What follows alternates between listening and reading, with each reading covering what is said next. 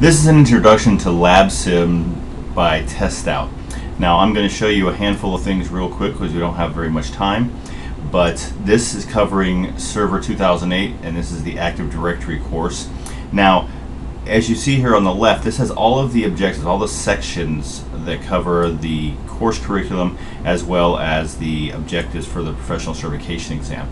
Now if you look down here, I'm just covering one of the objectives, is you see that has an icon of a little person, and what that means is that's going to give us a live lecture, an explanation. One of the most fundamental roles that as you can see there, now that runs for a few minutes. And then we also have the facts here, and this is just kind of a fact sheet, almost like a quick reference sheet for the information that is in this particular objective. And we have the little computer screen you see here. Okay, we're now going to have a look at creating user accounts. And that will show you the practical part of the lab simulator. So I'll show you how to do the scenarios that we'll get to in just a second. You see there's a few of those here. And here we have a mouse. Now this is where the lab simulation comes in. It will give us a scenario based on the information inside of our objectives here.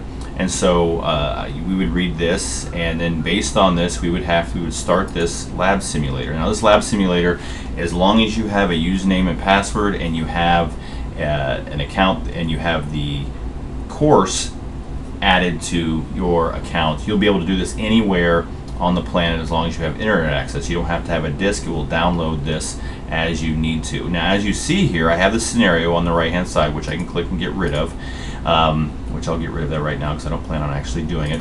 And if I ever get stuck, I can always click reset and it will reset my LabSim just for this section so I can start all over. Now you see this is a live version, or it appears to be a live version of Server 2008, and I can click around in it just as if I had a real live version on my computer. The nice thing about this is I don't have to have it on a computer. I can run it anywhere on anything, and I don't have to worry about having to reinstall everything and redo everything from scratch. Now once I'm finished with this, I click done, and it gives me a rundown of what I did right and what I did wrong, and I can actually get help.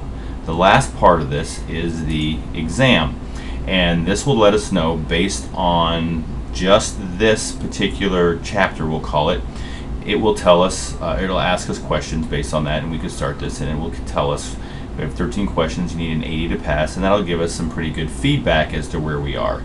And at any time you can go back and log in and redo any of this information. And that's it.